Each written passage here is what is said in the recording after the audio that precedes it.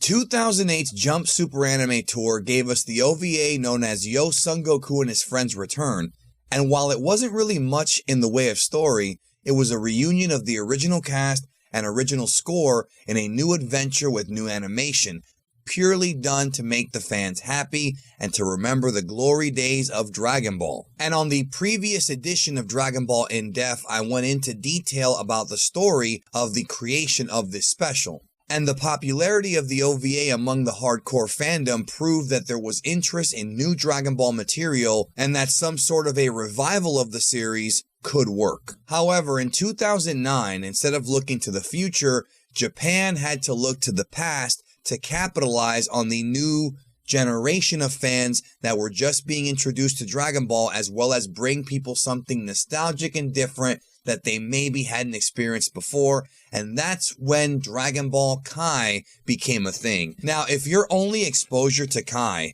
is the censored Toonzai version with the blue Mr. Popo, you've not seen the right version, and you probably don't know half the story, but that's why I'm here, and on this edition of Dragon Ball In Depth, we're going to get into the history of Dragon Ball Kai, what it was, what it meant to the Dragon Ball franchise, why it exists, and we're going to delve into some secrets that many people may not know. So no matter what your opinion of Dragon Ball Kai is, whether you've seen a little bit of it, all of it, or none of it, I assure you that this edition of Dragon Ball In Depth will tell you the truth, the whole truth, and nothing but the truth. Let's get to it next.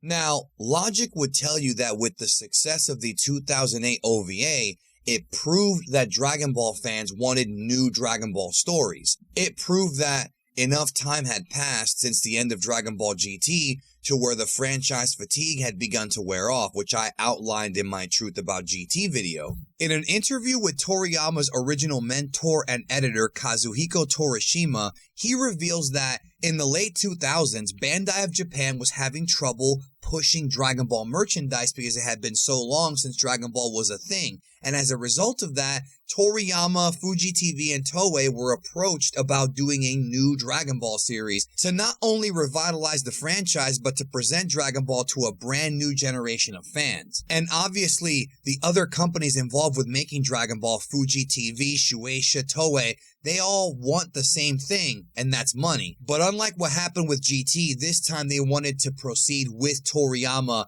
being at least more involved than he was in GT, but unfortunately when it was pitched to Toriyama, he was not interested. So what would end up becoming Dragon Ball Super in 2015 was being discussed with Toriyama even 6-7 years before the project actually materialized. Toriyama would come back to help write the Yo Son Goku OVA, but commitment to a new Dragon Ball series is not something he was interested in at the time. Fuji TV, which is the TV station that broadcast Dragon Ball for many, many years, and Toei of Japan were in desperate need of a new TV show that would be a hit, could fill the Sunday morning time slot in Japan, as well as celebrate the 20-year anniversary of Dragon Ball Z, because April of 2009, when Kai debuted, was the 20-year anniversary of when Dragon Ball Z began in 1989. So, with Toriyama not really being on board with a new series at the time, they chose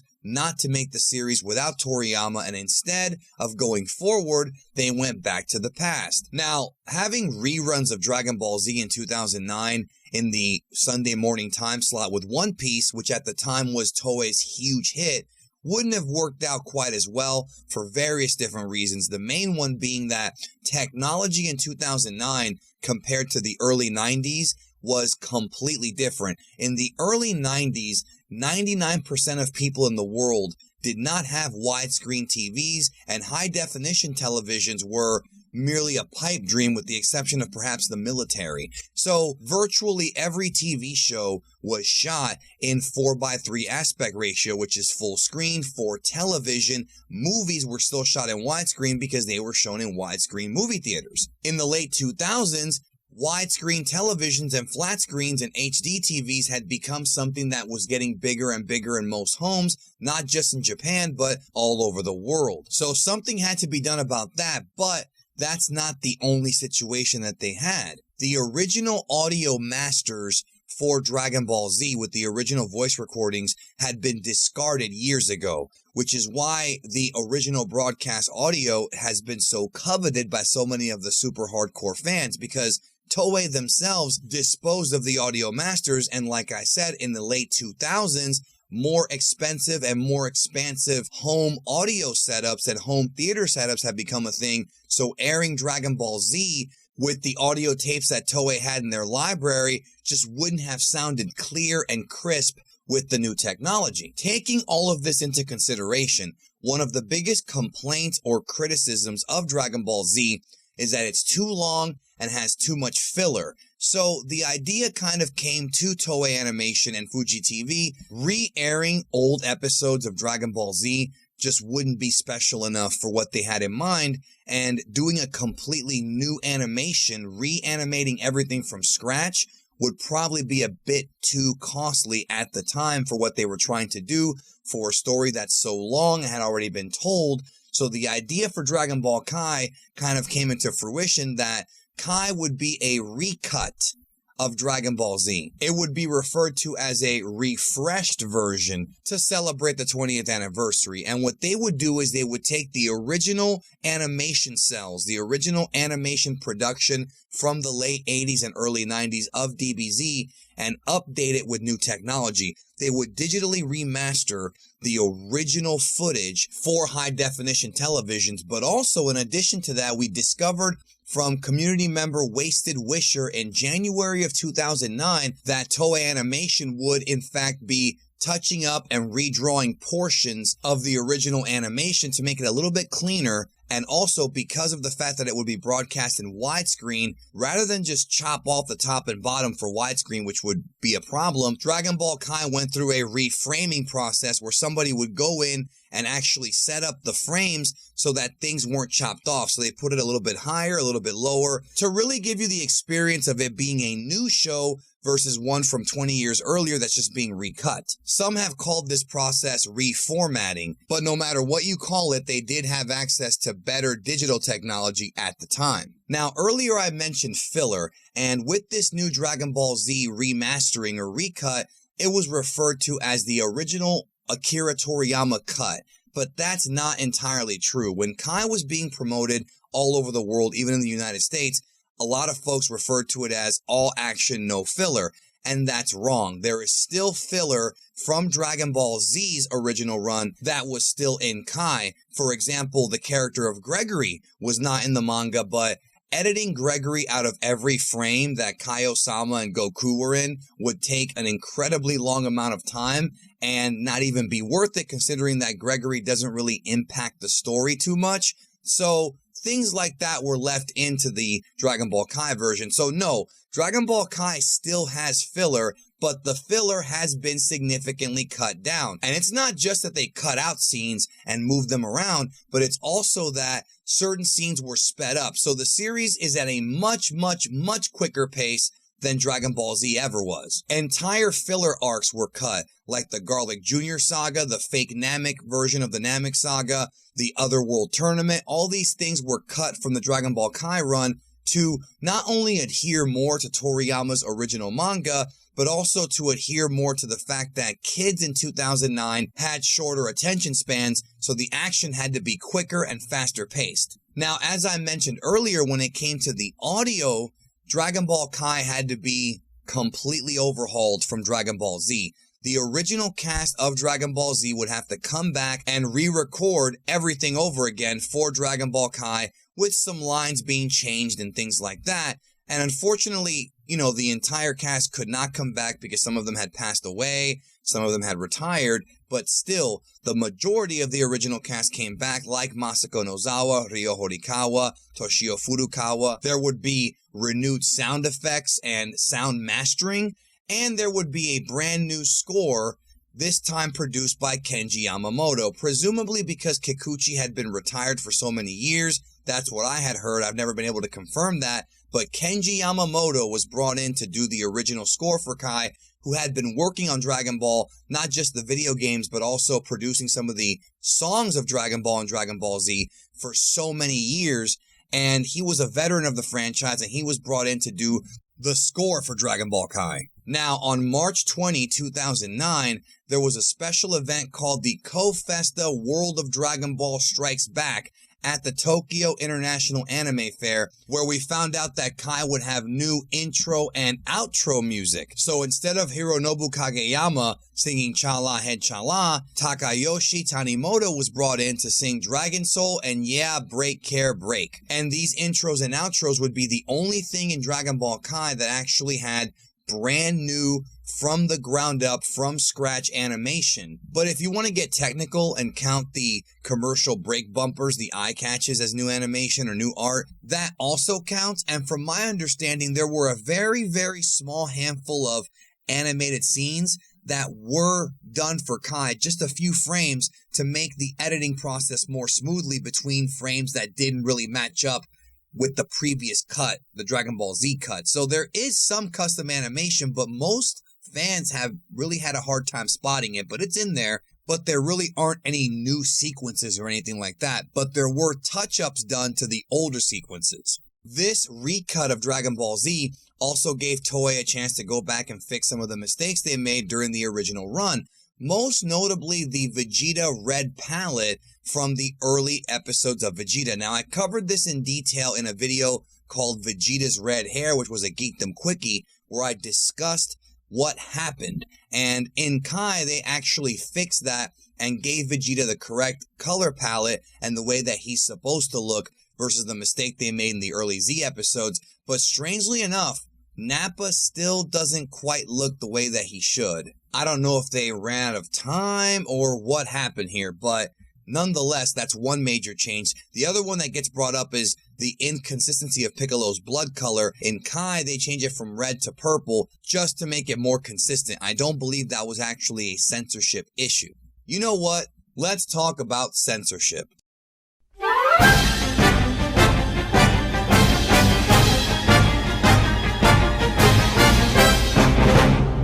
One of the biggest things that I read on the internet and have read for many years about Kai is people saying they hate Kai because they feel it's a homogenized version of Dragon Ball Z with less violence and strange censorship choices like Mr. Popo being blue and all this other stuff.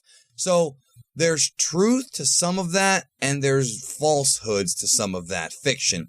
If your only experience watching Kai is the blue Popo, you are watching the wrong version. Much like with Dragon Ball Z, when it first aired in syndication back in the mid-90s, there was a lot of fear with Dragon Ball Kai that when it would air on television, it was too controversial for some audiences in the United States. The blue Mr. Popo is not in the original cut of Dragon Ball Kai or in any of the home video releases or any of that. The Blue Popo and the weird edits there are exclusively to the CW Toonzai version of Kai. For some reason, CW was afraid to have Mr. Popo be black, I guess, because they felt he might resemble a minstrel character.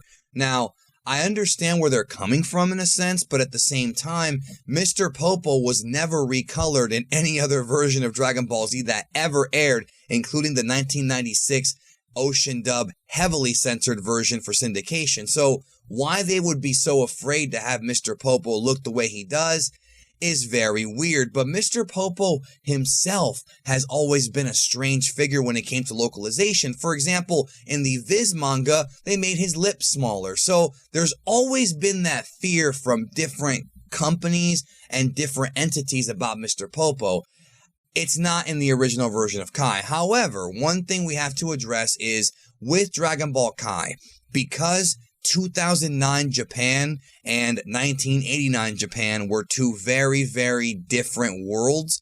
There is a little bit more censorship in Kai than the way it was in the original run of Dragon Ball Z. There are moments in Dragon Ball Z that are extremely gory, in some cases even more so than the manga, that were absolutely toned down for a number of different reasons. Number one, Japanese broadcast standards had changed in 2009 compared to 89, and Dragon Ball was not the only show that was affected by this. So, for example, the scene where Piccolo kills Raditz and Goku is way less bloody in the Kai version. No matter what version you're watching, it has way less blood. And you have to also understand that Dragon Ball Z aired in prime time Wednesday nights at 7 on Fuji TV during its original run, whereas Dragon Ball Kai started on April 5th, 2009 at 9 a.m. just before One Piece as part of the Dream 9 time slot.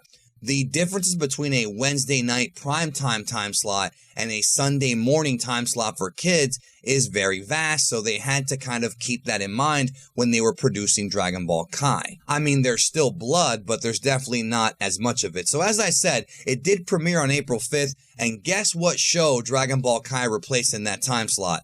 That's right, the late 2000s version of Gigigi no Kintaro is what Dragon Ball Kai replaced. So just like how in 2018, the 2018 version of that show is what took over Dragon Ball Super's time slot. And I just find it interesting that we go full circle where we have now a new Kitaro replacing Super, whereas Kai replaced the older previous Kitaro. But anyways, my original point here is that there are different English dub edits of Kai for TV broadcasts, whether it be Toonzai or Nicktoons or whatever. If you want the purest version of Kai, the most uncensored version, you got to get the home release, because that's the one where they really purely do it. Speaking of which, let's talk about the English dub and the story behind that, because there's actually a very interesting story behind the dub that I'll briefly cover in the next section.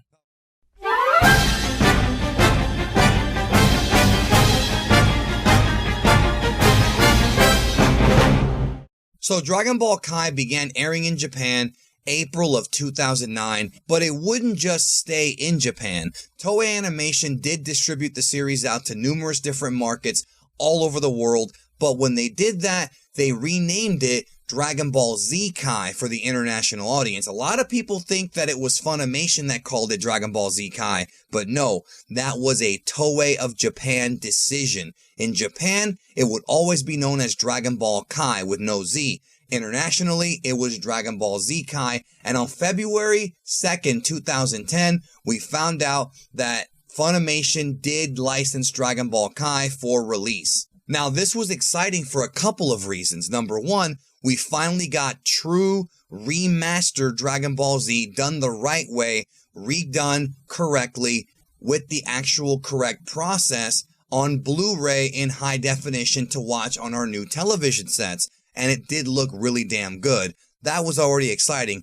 And we could buy it without having to import DVDs. We could watch it subbed, or we can watch it dubbed, which is the second most exciting thing. Dragon Ball Kai received a redub. There had been so many complaints throughout the years, and it's still a discussion on the internet right now, about the original Dragon Ball Z dub that Funimation produced in the late 90s, and its lack of quality to many fans. Many fans have nostalgia for that dub. Other fans think it's a very poorly produced dub. And you have to understand that in the late 90s when Dragon Ball Z was being dubbed, Funimation really were rookies to the whole dubbing thing. They did not know what they were doing. Producer Barry Watson made a lot of unusual decisions that have been criticized throughout the years, and it was just a different company compared to Funimation in 2010, which had become the leading dubbing and distribution company in the United States when it came to anime. So over a decade of experience and company growth has changed Funimation tremendously, and thus when the Kai dub came around, the landscape had changed so much that it was produced completely differently from Dragon Ball Z. With Dragon Ball Kai, because of his experience and his importance in the anime world, Chris Sabat took a much more hands-on role in making sure that Kai was dubbed more like the classic anime dubs of Funimation, where they stuck to the original Japanese script. They focus more on the elements of the series and on keeping the core themes and values of the series and making it as accurate to the Japanese version as possible. And along with director, mixer, and studio partner Raleigh Pickens, the production of Dragon Ball Kai is one that hardcore fans would be much more appreciative of, and it was treated more like a serious teen to adult anime versus the kids show that Dragon Ball Z was treated like back in the late 90s. And for the most part, the original cast of Z did come back for Kai with a few changes, most notably Monica Rial replacing Tiffany Vollmer as Bulma, Chris Ayres replacing Linda Young as Frieza, and Colleen Clinkenbeard replacing Stephanie Nadolny as Gohan. Now, I'm not going to turn this into a Dragon Ball Z versus Dragon Ball Kai debate here, but the Dragon Ball Kai dub was handled completely different than the Z dub, and in my opinion, with much more care and with much more accuracy to the Japanese version. And to me, all the voice actors in 2010 were better than they were in 2000. And because of that, I think Kai still stands as the best way to watch Dragon Ball Z in English. But that controversy is just one small piece of the puzzle, and to me isn't really a controversy. Let's talk about the real controversy behind Dragon Ball Kai and the strange circumstances surrounding the end of the original run of Kai.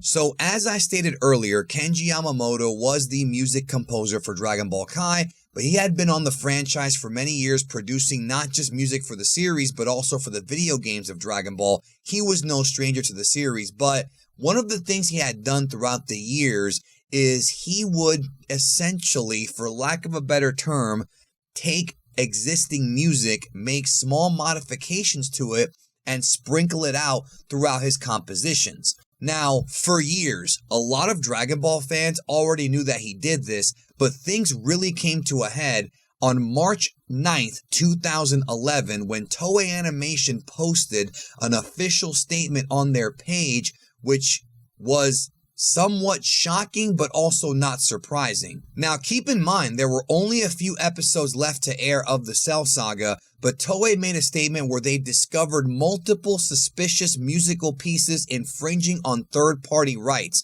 In other words, they realized that Yamamoto had been plagiarizing music for many years, not just for Kai, but for some of the video games, which is why some of the re-releases of the old games have new music. There was a major problem here, and after a swift investigation, Toei immediately redid the musical score for the final episodes of the Cell Saga by putting in old Kikuchi music from Dragon Ball Z, removing the Yamamoto scores. Yamamoto's name was completely removed from both Fuji TV and Toei's staff listings, and Dragon Ball Kai was even taken off of Yamamoto's Office 1-2 Inc. page. So this was a split of epic proportions. Now understand, because of YouTube's copyright system, I would love to actually show you examples of Yamamoto's plagiarism, but I can't because the music that he stole was copyrighted music, and I don't want to end up having to lose this video as a result of that. But there are other videos on YouTube that outline a lot of the music that he plagiarized and actually show you examples of where he took these from. And I'm talking about like movie soundtracks for big films, 80s music, 70s music. Yamamoto borrowed from everything. And when Toei found out, they wasted no time. So the original Japanese broadcast of the Cell Saga changed with episodes 96 and 97 of Kai having the Kikuchi score. And this would of course be placed differently in Kai because of the fact that it was a different cut. So the music was the same from Z, but it was placed in different parts, and that's one of the major criticisms of Kai, is that many fans feel like the Kikuchi score was very much misplaced, and I kind of see where they're coming from. It fit better with Z than it did with Kai. Now, all subsequent airings of Dragon Ball Kai in Japan, all the reruns, now have the replacement score. So the only way to have seen the original score from Yamamoto is if you watched it on television in the original broadcast. However, with international Blu-ray releases and Japanese ones as well, the Yamamoto score was there. So as a result of that, you actually have a situation where both in the United States and Japan, you have two different versions of Kai's music. You can get the older, rarer Blu-rays that have Yamamoto score, but some of the newer Blu-ray copies of the same episodes already have the replacement score. So in May of 2012, when Funimation re-released the early parts of Kai, these do have the replacement Kikuchi score, not the original that was on the first release Blu-rays. And this not only affected Kai, but it also affected the video games that Yamamoto had scored too. As far as what happened behind the scenes, we don't have a complete picture of what happened, but a lot of fans have speculated that Toei was afraid of getting sued by Hollywood, film producers, and actual film companies, as well as musicians in North America, and that's why they drastically pulled the Yamamoto score. So even to this day, this was considered one of the biggest stories in the history of the franchise, and it's such a rare thing to happen in any franchise. Now, I mentioned that this happened right before the end of the Cell arc, so the question is, what would be the circumstance of events that would lead to the end of Dragon Ball Kai? Let's get to it.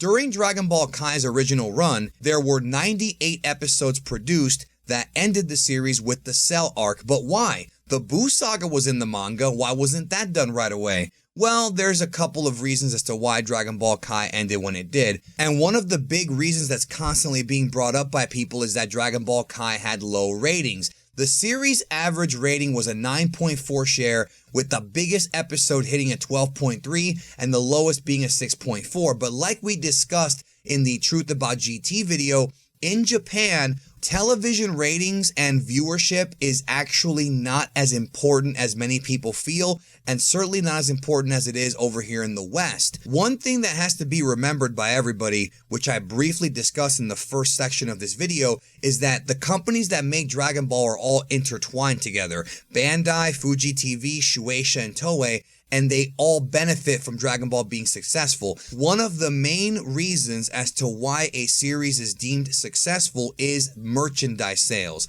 And the problem is that when Dragon Ball Kai became a thing in Japan, the merchandise they were selling just did not move. People were not buying Dragon Ball Kai merchandise at the level that Bandai had hoped that they would, and presumably some within the company deemed it as being a mediocre failure. Now, I don't know if I would go that far, but apparently some felt it was. I've seen others blame the Yamamoto plagiarism scandal as a reason as to why Kai ended, but that doesn't hold up whatsoever, and that's a huge piece of misinformation because the series was already scheduled to end with episode 98. Now, if you're watching the original Japanese run, episode 98 actually never aired and wound up becoming a home video exclusive in Japan, but this had nothing to do with Yamamoto. When episode 98 was supposed to air in Japan, there was a huge disaster, an earthquake and a tsunami that hit Japan, and there was coverage all over television of this disaster, and as a result of that, episode 98 never aired and was released on the Blu-ray and the DVDs as a bonus episode. And because they had a new anime premiering in Dragon Ball Kai's time slot, they just decided rather than push the episode back a week to just put it on the Blu-ray. So that's how they handled that situation. Simply put, Dragon Ball Kai failed to continue the momentum that Yo Son Goku and his friends' return had done the year prior, and as a result of that, just was not the renaissance, it wasn't the revival of Dragon Ball that Toei, Bandai, and Fuji had hoped, and thus they put Dragon Ball back on the shelf for at least a little while. Was Kai ever really necessary? Probably not, but one thing that Kai certainly did accomplish is that it introduced a brand new plethora of fans into Dragon Ball that were younger and had never been able to see the original series, and it also provided a much more accurate English dub that a lot of the people who worked on from Funimation completely adore, as well as the fans. Now, you may be wondering, well, what about the Buu Saga of Kai? What about the final chapters? Well, That is its own crazy, insane story that I will be covering in a future edition of Dragon Ball In Depth, because trust me, there is a lot to cover about the final chapters of Kai, but we'll save that for another day. I hope you enjoyed this look back at Dragon Ball Kai, the real story, the truth about the recut of Dragon Ball Z, and I thank you so very much for watching.